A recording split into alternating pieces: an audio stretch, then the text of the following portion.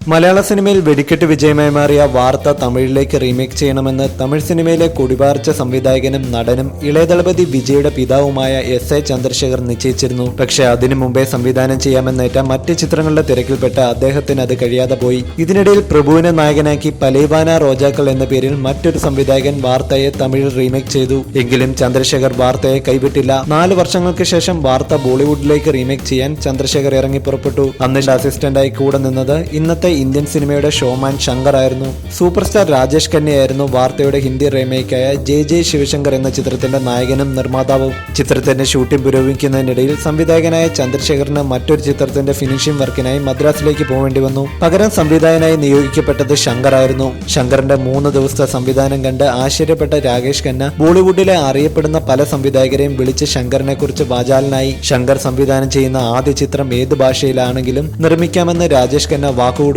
എന്നാൽ J Sivasankar release ആവുന്നതിന് മുമ്പേ KT കുഞ്ഞുമോൻ ശങ്കറിനെ കരാർ ചെയ്തു കഴിഞ്ഞിരുന്നു.